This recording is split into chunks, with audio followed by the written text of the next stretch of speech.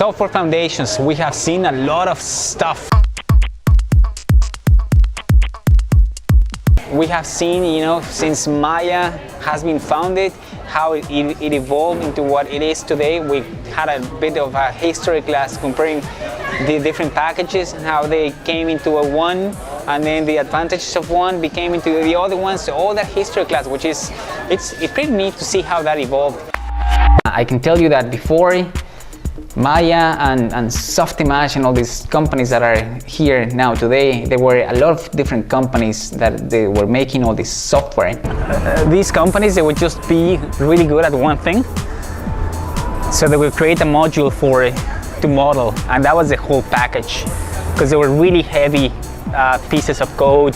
So you would need to purchase one software for each one of the little things that you wanted to do. Let's say if you wanted to do only modeling, you needed to get a software for that. If you needed to do some animation, that would be a different vendor.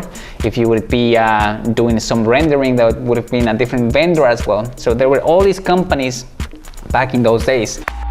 Alias Wavefront would have a next generation of code, and it was this all secret project, like secret code and all that. So they would announce that they would have this thing called Maya, and they would say, okay, so we're going to release Maya in the next 2 years or so. And then Softimage, they went through the same kind of idea, and then they said they were going to release their next generation of software called Sumatra. Softimage, they're super late with Sumatra, and Maya comes out on the year they announced it. It was mind-blowing. It was so fast, you would not believe this thing. And it was also the like around the date that Silicon Graphics was not only the computers that were running or capable of running these things. They announced these PCs, like these super powerful PCs. But it was really, really fast, because the whole thing was optimized. The whole algorithms and all those mathematical extensions, they were going hand by hand with the computer power from those days. And we did this experiment ourselves. Like we had an actual Silicon Graphics, and then we had a PC-based computer running Softimage, and the PC was faster, rendering the whatever it was, the frame. And that was like, I could not believe that a PC was faster than this workstation, Silicon Graphics workstation. From there we have the Maya interface, which is really cool to see how this is being set up in a way that functions for artists. It brings animators, musicians, painters, sculptors, and all those tools that we've seen, all the gestures. That was also really, really cool, that we don't have to let go of the mouse to do things, but we have the hotbox, the whole thing's distributed in a way that we have the channel box in one side, the toolbox on the other side. So now let's start with the basic navigation. Let me just repeat a couple of things that I mentioned before, so you can catch up on this. If you press the spacebar quickly, if you just tap it, you're going to find that you can zoom in or zoom out the viewport that you are doing that. If I do it right here, it goes on that viewport. If I do it again, it goes back to that window layout, which is this one. So that is something that we start with the navigation right there. If you hold down the spacebar, you're going to find that the hotbox, it shows you more options right there, as we saw that before. Previously, we have this compass, so we have north, west, east, and south. And it's the same if you click on that viewport, or on this viewport, or on this viewport. If you tap the spacebar, it doesn't really matter. We've seen how to navigate in Maya with the 3 mouse buttons, like all that has been bringing new technology and new ways of making the interface more ergonomic. From there, we jumped into file management, how to organize the files. That is really important. That would be the foundation when you start the project, specifically for your house, your home, or in a studio. It has to have that foundation, so all the files go to the proper place and are properly named, which is important as well. If not, you're gonna get lost really quick. So I have Maya open here, and the first thing that I need to go and do is that in my Windows, whether you're using a Mac or you're using a PC, you have to create a folder called projects, and this is pretty much like common sense. You create that folder, and inside this folder you can create, let's say we can go for a class 1 folder, and in that class 1 we can have a lot of different things. We can have also the name of the assignments maybe instead of class 1, so this would be also personal preferences. I'm going to show you a couple of ways of doing this thing. So now this was this was class 1, and inside of class 1 you can have different Maya projects. Let's say we're creating the bouncing ball project, so just keep it like that. And on the browse button, if you click on that one, it's gonna open one more window, and it's pretty much just browsing through your computer files and folders. So go to the location, I know that mine is on the desktop, and then go to projects, and then class 1, that's the one. So you select that one, it goes in, the folder is empty, there's nothing right there. And right there I can just click or hit on the open button right there, and nothing has been happening yet. It's just indicating that that is going to be the location of the project. And then all these ones, we can populate them by clicking the use defaults button at the bottom of that window. So click on that one, you can see that now scenes is going to have a folder called scenes, images is going to have a folder called images, and so on. You can go all the way at the bottom right there, and you have different folders for different purposes. Once you click the accept button here, the window goes away. But if you go back to that window here and that folder, you're gonna find that one thing now. There's a folder now that is called bouncing ball. So you click on this one here, and now it has a set of folders within that they have been created by Maya, saying, you know, this is that folder, this is this folder here. And Maya now in that project, everything's pointing, it's organized in that sense. We can't really see it, but Maya now has variables within the project that is saying, okay, so if he saves a scene, that has to go into the scenes folder. If he creates any render, it has to go into render folder, and so on. Maya offers different ways that we can switch between those projects. It's important for us to remember that before we start working on a project, we say Maya will be working on this project. We don't want to get files confused. If Maya saves them or opens them from a different location, we might not notice at the moment, but when we are backing up, that could be one of those not so pleasant surprises. So how do I switch between those projects? I go back to Maya, I go File, Project, and Set Project.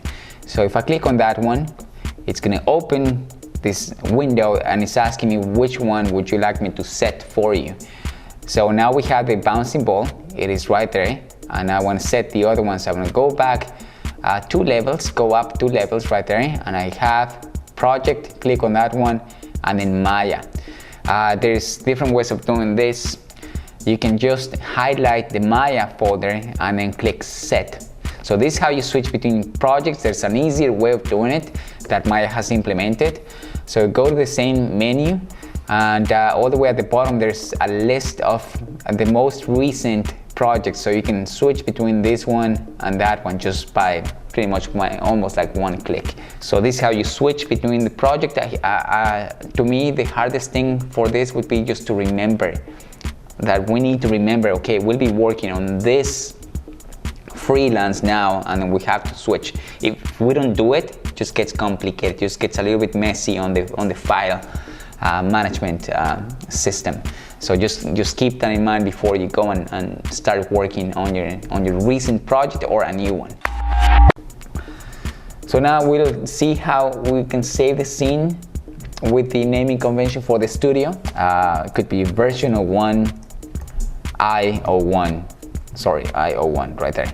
So what it basically means right there is that the letter V stands for version, and O1 it's version 01, and then the I stands for iteration, and that would be iteration 01 in this case. So I'm just gonna save it as like that. If that scene, if this animation goes outside the studio to the director or to the client, that would be different. So let's say that the scene, we just send it to the director, he sees it and he makes some changes, and I'm just gonna go the same way, file, save scene as. Now my new name would be version 2, because that has been seen by the client or director, and then the IO2 is going to go back to IO1. So now you know the two methods would be the simplest way, just keeping one number, and then the other way would be having something like this, just to identify when the scene or the file has been seen by the director here. And once again, there's a lot of ways of doing this. Just make something that makes sense to you. If this makes sense to you, just embrace any of these methods and then just use it. If you have any other method that makes more sense to you, by all means go ahead and use it as well. We've seen also how to organize the scene inside Maya, not only in the files, but once we open the file inside Maya, that we have groups, we have these hierarchies, we have the hypergraph that we can see things, and we can see this schematic view on, you know, the lines that show us the tree. It's kind of like the genealogy tree that I've mentioned before. That is also very, very cool. So we can see there are nodes in the scene and how they organize, so we can actually work better and faster and more efficient. Because remember, that's the bottom line for us. We have to be as fast as we can, the best that we can. So the hypergraph, it is an old way from these 3D systems that it's a matter of visualizing your scene in a schematic way.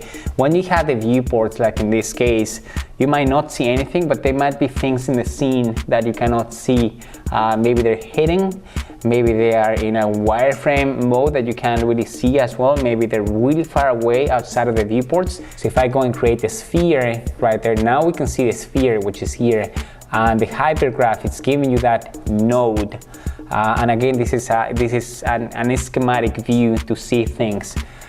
If you see the way that Maya interprets this data, it has that polygon icon right there and it has the name. So you can access things. If I want to change the name right there, I go and say ball right there. So it's going to change the name on the object, and you can see that change reflected on the hypergraph. Let me just bring more elements so you can see what this would be looking like. So if I go and get a curve and I draw a line right there, now I can have one more icon right here that is called curve right there, and it has this little image that is telling me that's a curve. So it's just trying to talk to you. I can also double click right there, and it opens that window, so I can rename this one. I can call that this would be a line, maybe line test, and the name is going to change right there. And now I can start looking into hierarchies. In this case, I can start grouping things, and this is a really nice way of looking at things. I can actually make let's say I can make the ball to become part of the camera just by dragging and dropping like that. And now every time that I move the camera, if I zoom out on this window, every time that I select the camera, it's going to grab also the ball. So now I have the camera and the ball at the same time. And if I move the camera, the ball, it is following, because now it's under that same hierarchy, which is awesome.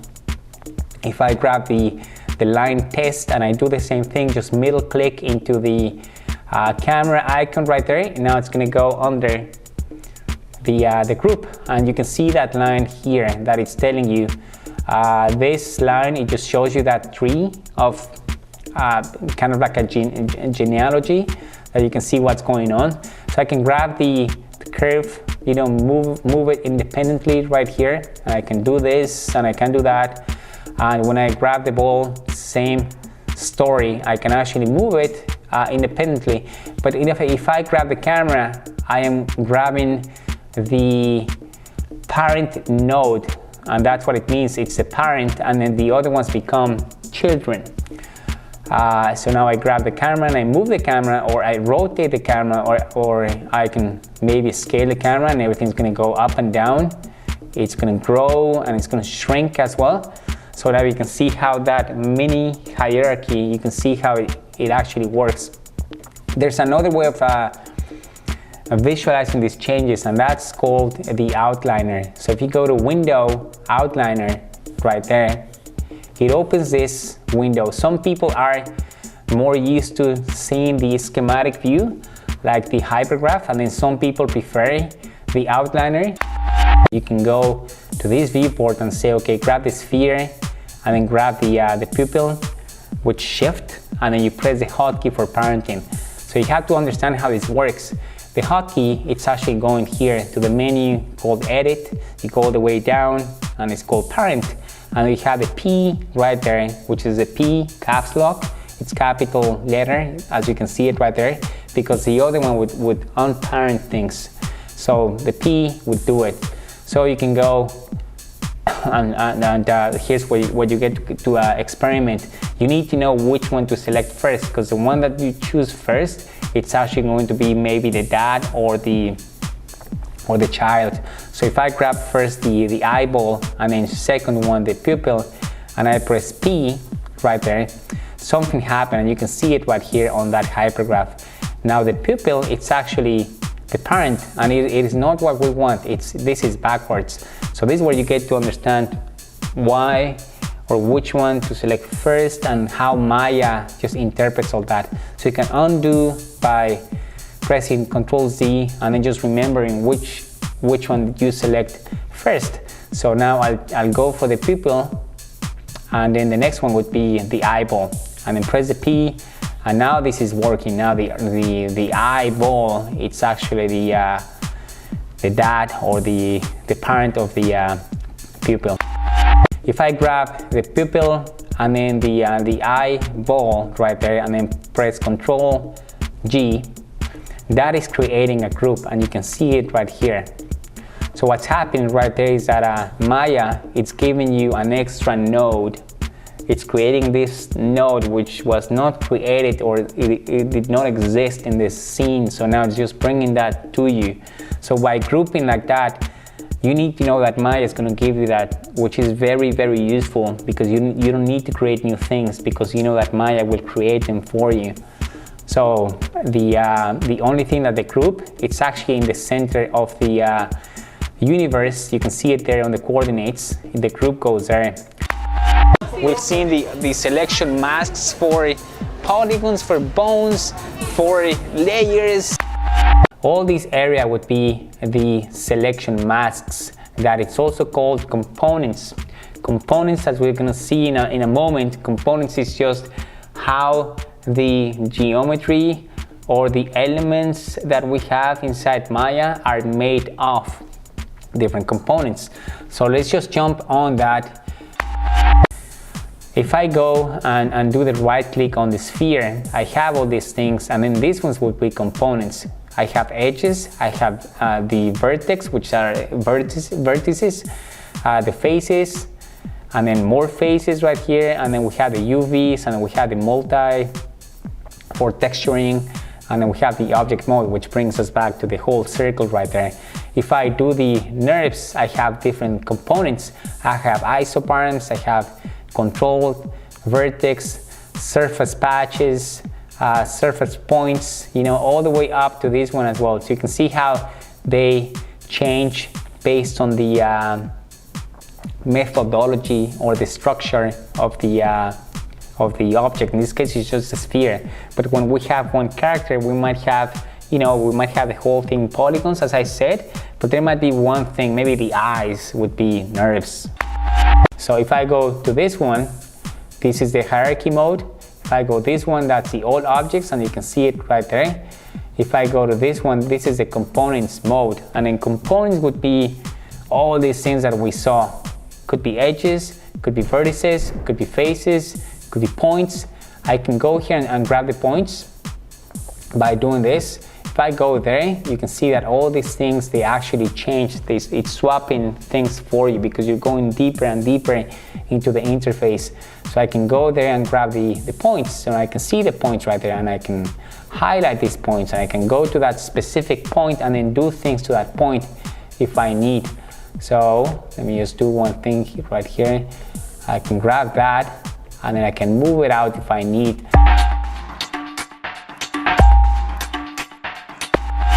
Selection masks in Maya, it's pretty much a way that we can tell Maya what we're trying to select, and it's pretty simple, but it can get more complicated than that. And again, it's basically when we go into production and we have really large scenes that we have, you know, maybe like a couple of characters, we have a set, we have bones, we have props, we have things that are maybe flying somewhere in the sky, things that would be just making your work as an animator more complicated because you can't really select what you want.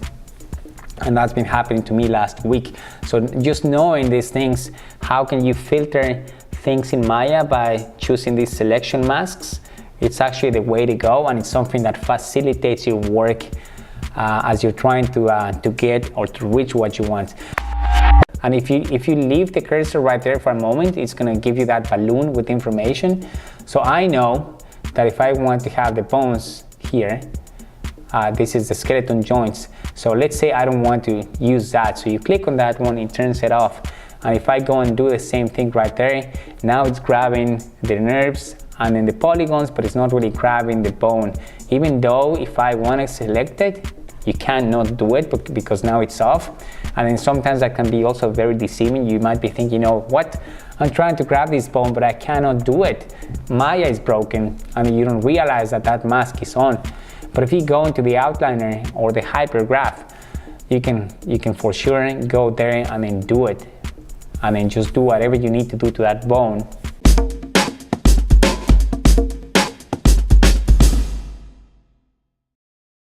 Okay, and we've seen the animation preferences. Remember to set the preferences before you start animating. What happens there is that the preferences are telling Maya what it is that you're going to be animating. For the formats, if it's for film, it's 24. If it's for games, it's 30 because they have a different game engine. If it's for TV, it's 30 as well. If it's for the web, you might be animating at a different rate. So set those before you animate anything, but because remember, if you change some of the settings, they might change the animation. Animation preferences, or the let's say the Maya preferences for animation, and that you can reach it by clicking on the icon right here down on the screen. You click that icon, and then we have this new window that is called preferences, and it has all the preferences for the program. There's a lot of switches, there's a lot of things that we can go and see and set different numbers and things for this. But we should just focus on the animation now because there's a lot of things that we can get confused with easily. So if I go here to settings right there, the first thing that we can see is that we have the units that we are using in Maya, and this is very important from this point because when we're working on visual effects, the units are something that we have to compare to the actual set, and then to the scale to the actors, you know, the distance between the camera and then the actors. There's all these things that we're measuring. So these ones we tend to set those ones based on the project. So for now, just leave it in centimeters. You have degrees, that's fine. And then the one that matters the most, it's this one. Time, it says film 24 FPS. That FPS, it actually stands for frames per second. And you can see that we have different settings here, and we only need the one. We usually run things at 24, and that's because we're doing things for film. If you are working on TV, that's going to be on 30. If you're working on games, that's going to be on 30 as well, because they have different rates for these frames and they have different engines. But for film, leave it at 24. The other ones, depending on where you are, You have the PAL if you are somewhere in Europe, and this is mainly because the whole system would be set up like that. So if you send a demo reel that is a DVD, you have to have a PAL setting for that DVD. But you know what, nowadays we have all these websites and portfolios that you can upload through YouTube, Vimeo, and you just upload it and that's it. So leave it at 24. That is very important, because if you have a setting and then you animate something and then you realize that that setting was wrong and then you change it, that has to do with the timing, so everything's going to change. Okay, so now we are done with the settings, and the most important one is the film at 24. From there, we're going to jump all the way down to the time slider, which is this one. And here is where we set the preferences for the speed that Maya is playing our scenes and some other things that you can see it right there. First of all, we have the frame range. And then this one, it's related to the time slider down there, like this one down here. So this is something that it is more dynamic. You're not going to set a preference for this, but it's mainly for not having things like fractions. Like if you go 1.10, we don't want to have that. We want to have frames that are integer, and it has to be 1. So just make sure that this one 24 just says 24. But for these ones, we don't really play with those ones. The ones that matter the most here, you would see the one that says key ticks, and every time we set a keyframe, we're going to see a vertical red bar that shows us that that's a keyframe. You can see that in a moment. And then these ones would be the height of the time slider or the timeline right there. This is the height, and it depends on the screen size. Sometimes I'm animating on a laptop, so the screen size is really small, and you don't want to have that. You want to just compress it so you can have more space on the screen. And then some other times, if you have a big screen like this one, things are really hard to see. You have to go close to the screen. So this one, you just make it tall and make the key ticks wider, and then it's easier to see. You're not going to go blind doing that. So, and then this is that key tick size. And once I have keyframes right there, we're going to see what it means. Now this one right there, this one's again the most important one, because we're saying that it has to play at 24 frames, and then this one's related to the one that we set previously. If I go back to settings and I change this one to 30, and then I go back to the time slider option here, this one's going to change to 30.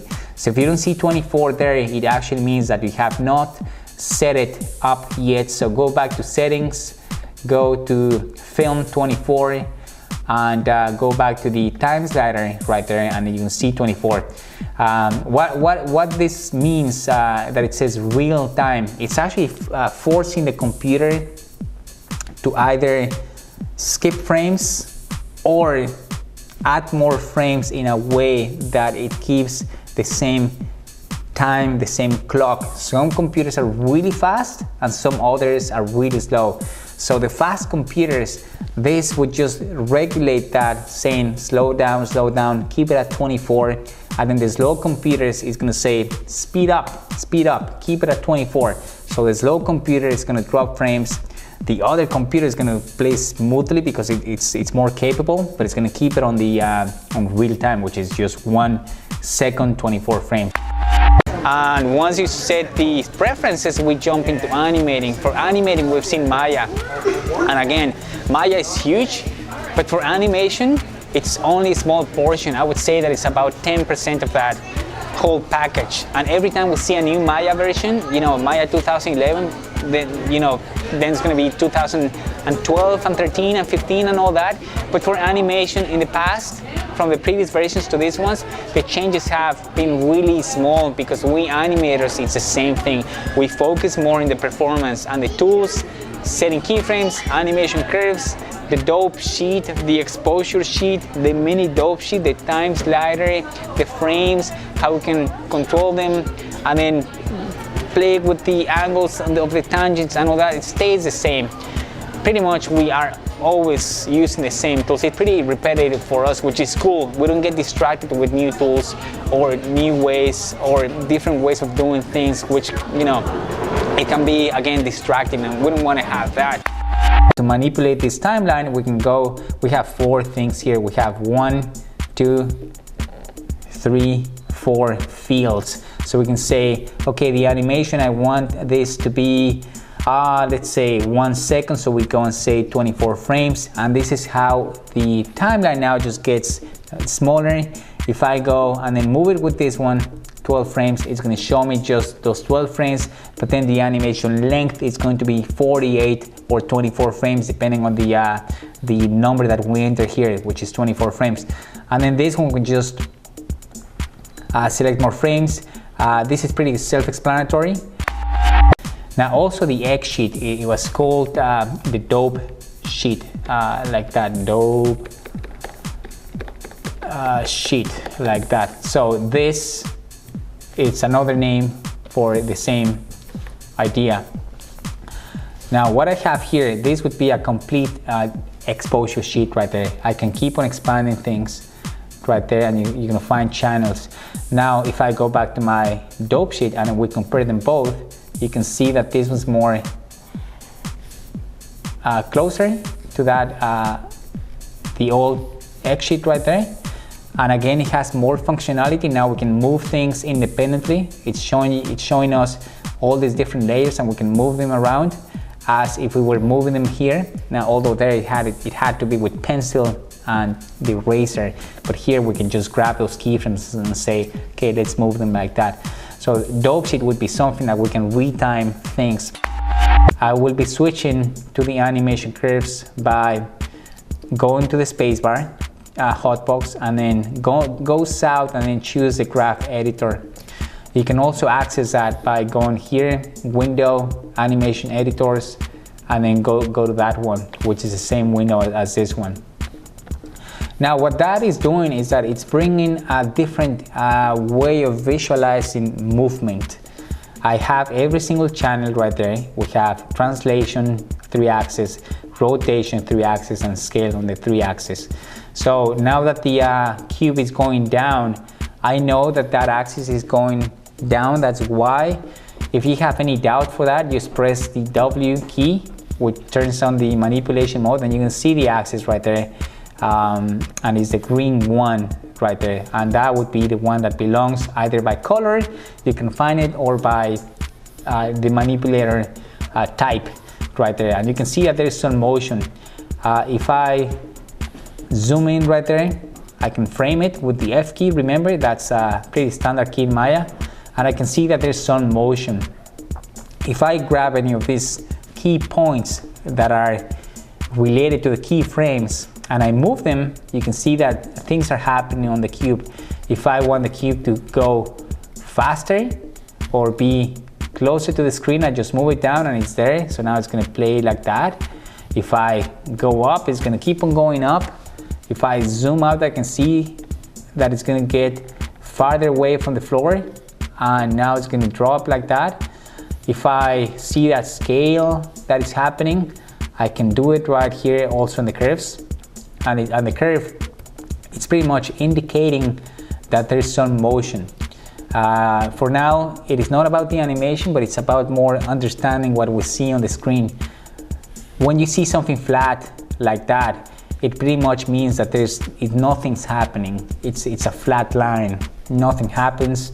There's no motion at all, meaning that the scale on that curve, which is the scale on the x-axis, nothing's happening. When it gets to frame 12 and 13, now something's happening. The value, it is changing.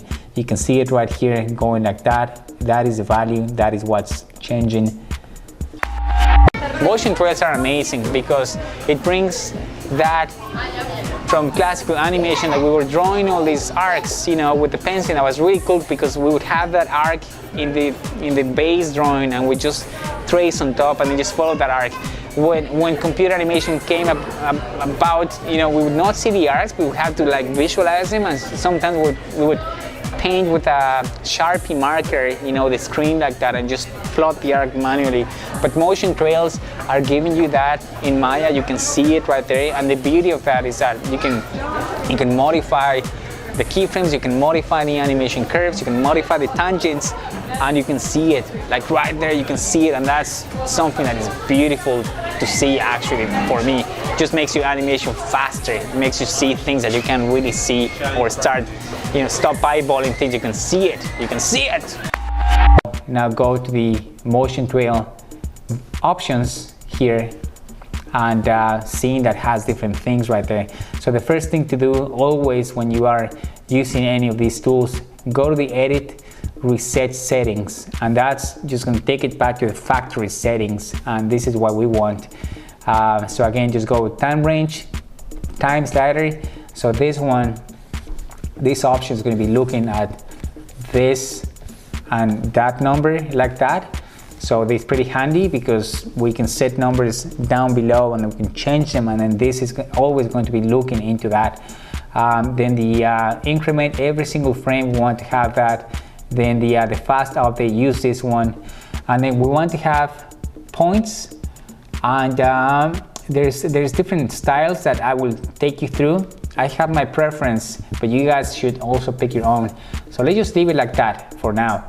Create that motion trail here, and now we can see that it is showing us all these numbers, and every number, it represents one frame. So we have frame 1, 2, 3, 4, 5. I keep going down all the way to the last frame right there, that is frame 24, like that.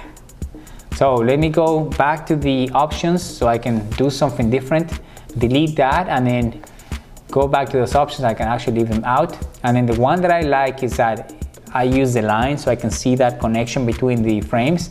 And I usually don't do the complete animation, I just do the section that I want. So let's say from frame 1 to 12. So I go and say this. Actually, I can do it like that. Show me from 1 to 12. Create that motion trail. And now I will see my line same as what I had in Toon Boom. If I go back to Toon Boom, I can see that line and I can see my frames. Now, one thing that I have here in my frames and my timing is that I have, this is slowing out. You can see how these lines are really close. This one and that one's really close. And then the increment just gets bigger, bigger like that. And then what I have in Maya, it's the same spacing or the same increment or the same distance. That is the reason for this one. So we can work in the spacing, we can work also in the trajectory there. Once we get into more computer animation, we need to touch the constraints. Constraints are really technical, and I can tell you that they're not really a lot of fun. It's a complicated thing what's happening with them, but it's a mathematical world because the 3D world is just based in coordinates and all these algorithms. So in order to grab something, we need to have constraints. You know, if we can grab a different element, we can constrain to the self character if that's needed. I can constrain that to my hand, my face up here. And it's something that we need to learn because, you know, a lot of scenes they have that. That menu constraint has point constraint, aim constraint, orient constraint, scale, parent, and it has new ones. You can constrain things to geometry, normals, tangents, and even more, as you can see down the list. Each one of those ones, what it's mainly doing, it is setting limits, and it is making some sort of like connection between one object and then one other item in the scene. Mainly we do those things with locators, so we can have remember, locators are the ones that we use with bridging things between objects, and it's mainly connection things.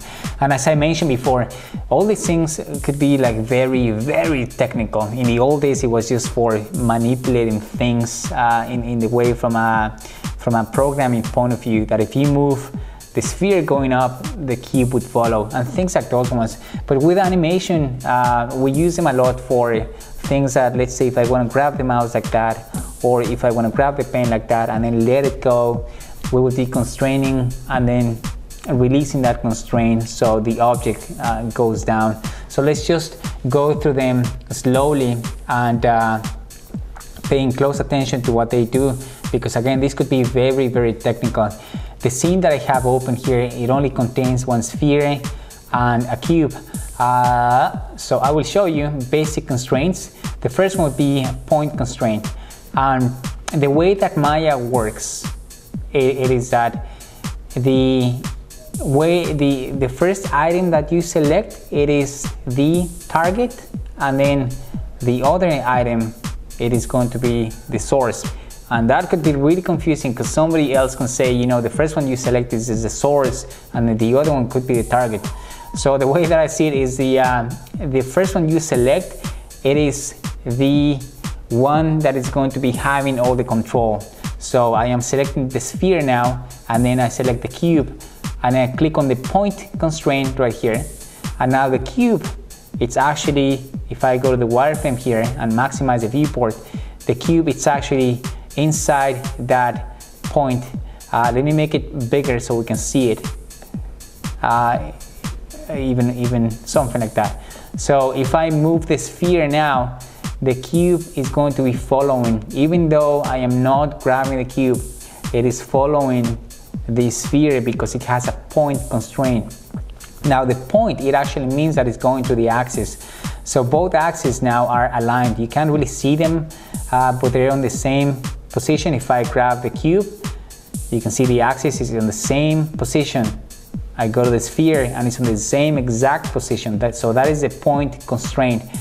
And if you go to the outliner here, you're going to find that the cube now has the expand icon there, and it has the constraint that it's telling you now I have a constraint. So that one, if you want to let it go, you just grab it and then delete it like that. And then if you move the sphere again, that it was the item with all the control, now it's being let go. So this is one type of constraint.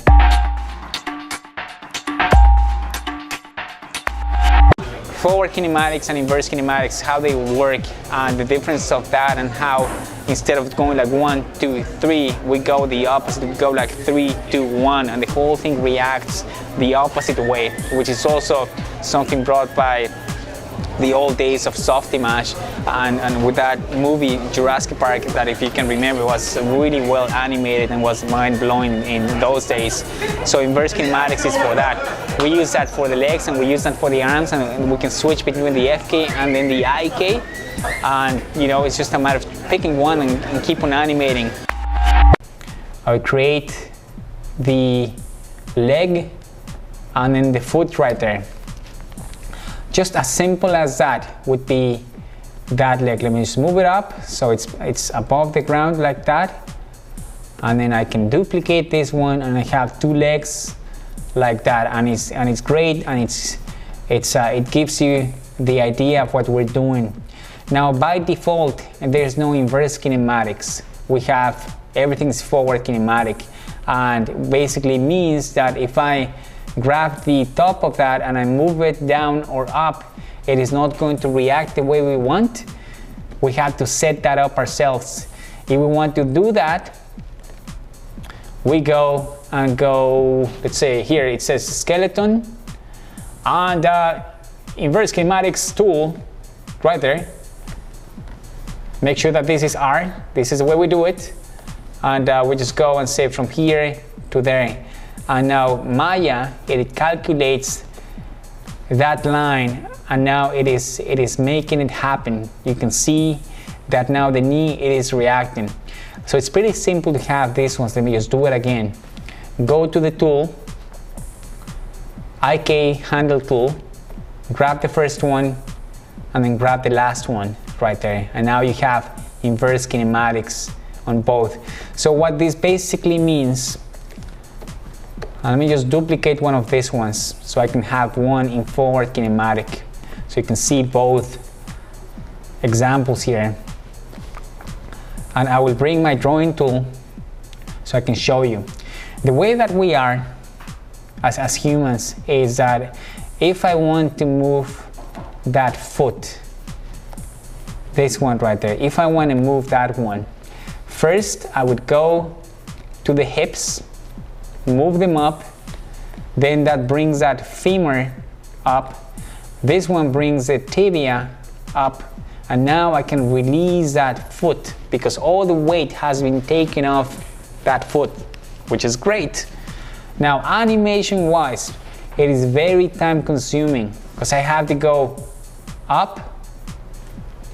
Okay, now this one, put it back because I don't want that to be moved, and then this one, put it down because I don't want this in that angle, I want it more in this angle.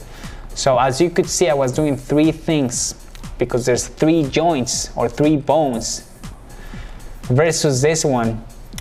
This one's gonna do the opposite. Instead of me, or instead of the system actually thinking like 1, 2, 3, this one's going to go 3, 2, 1, like that. This is that flow, and this is for us, this is the IK, inverse kinematics, is doing the inverse or the opposite thing. And again, let me show you, you've seen this, but let me show you again, going back here to Maya and then doing this one. So it's 3, 2, 1. It pushes the femur, it pushes the knee right there, so it goes from the ankle, goes to the knee, from the knee to the hips area, and that's what is so cool about these things. So now with that, you've seen both, and the way to know which one to use, it is the following. We use inverse kinematics on the feet 99% of the time. I would say that 99.9% of the time, unless he's falling down a cliff and you want the feet to be loose somewhere. If you want to have any interaction with the floor, you go for inverse kinematics. The same for the arms. If you want to have any interaction that he goes like that and then goes up like this, this would be inverse kinematics. If he's just only talking, like doing, you have an acting shot and he's, well, you know, that was great. This hand is floating, this one's floating, and you can do it with forward kinematics, because forward kinematics is more like a puppet. It's us manipulating something, saying, okay, puppet, go like this, puppets, it's like having stop motion. So you go and just do it like that. It makes more sense to the brain than doing like inverse kinematics. What does that mean? Okay, so let's do it. So it's kind of complicated, but once you get the hang of it, you're gonna love it. And the very last thing we talked about was referencing files and teams working on the same file, not stopping one team in order to get the other one started, so they can access the file from this repository, and then the animation team can start animating, the modeling team can keep on modeling and making, you know, new contributions to the scene, to the object, characters, set, whatever it would be, and all the teams are going. Remember, file referencing, it is not perfect, it has little glitches, but it brings more and better collaboration from all these teams, and you have to set it up as well. And if you do it at the studio, remember just to double check with them if they don't have any, because it can ruin the pipeline, or it can make it, you know, better if they don't have it, and you come up with that suggestion saying, you know, I know this, bring it on to the pipeline and let's do it like that. We're gonna go all the way down to this one, create reference. And remember, go to the options box if this is the first time you're doing this, and then reset the settings, and then go reference like that, and it's going to take you back to the other window, and then pick that file and go reference. And what Maya is going to do is going to open the file. You might not see a lot of difference. In fact, it's the same thing, but different, because if I open the outliner now, and if I zoom in right here, you're gonna find that we have these little icons right there, that one, this one, and that one. What that basically means, and it's an indication for us that we know that the file does not live inside this scene, but the scene, it is pointing to a different file outside the scene. That's what matters the most by looking at that icon. And every single thing that I make to the animation is going to be almost like always like surrounding that file. So let me do something here. I'm just going to make a simple animation with the set. I'll go set the keyframe, and then let's say that this guy is going to go like all the way like that, and let's just take it back. So we are looping. It's almost like a wiper, like this. So frame 12 like that. So this is the animation, and it's just going to be an arm that is wiping the windshield of Maya like that. And I stop the animation, save the scene as, because we're a different department, and will be, this is the Mario arm underscore ANM animation 01, and that's great. That's so cool. Let's say that somewhere else in the same building the modeling team is doing something to the scene. So I go back to the previous scene that they're working on, open it up. Now I'm a modeler, and I'm doing something to the scene, and let's say that I want to go and do something to the geometry. So I'm just gonna go and do, let's say, maybe I'll be working on those nails right there, because it is part of the process to have nails, and I can bring them out a little bit like that.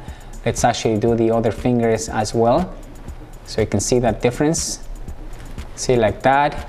And I'm working on that because it might be, you know, part of the creative decision. So it might be something that the department of designers, they said, you know what, we're missing the nails, or any reason. The idea here that is we're just working on that, and then let's just do something more substantial here. Just let go of the bone right there, and then make these guys like that. So now we can see that it's way thicker.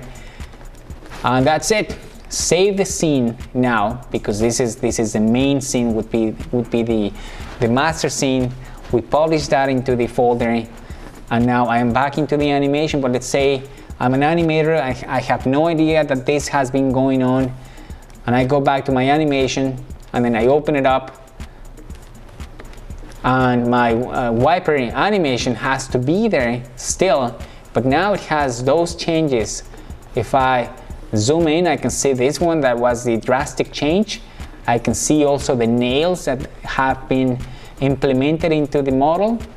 And the beauty of that, it is that the animation continues, you know, to be there, and I never stopped working in the animation, and the modeling team never stopped working on the model. Now, this is really cool, and it's almost working perfectly. There's always ways of setting the pipeline that once you create the character set, you can't change it, because if somebody renames something, well, then that means that the animation is not going to be following, because if you keyframe the arm and then somebody renamed that with the head, when you go back and open the animation scene, it's not going to find the arm anymore, and the head might not be moving, so you can lose things. This is really cool because a lot of departments and teams can be working at the same time, but always be aware that it has to be set before you go into full production, testing that pipeline as well, saying we're going to reference files, we're going to do this and we're going to do that. All agree? Yes, let's go and do it, and never change the names of the files, because that's going to break the whole thing.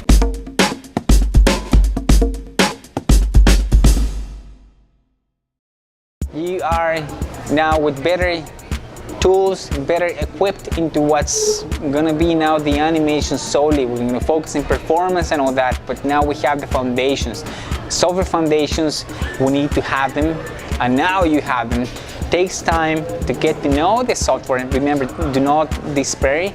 It's a lot of information, and slowly as you progress through your terms, you know, school and then career, things are just going to become second nature for one thing, and then things that you did not understand in the past, now you're going to be understanding them slowly. So just give yourself the time, and give yourself the you know, also the credit for learning all these things.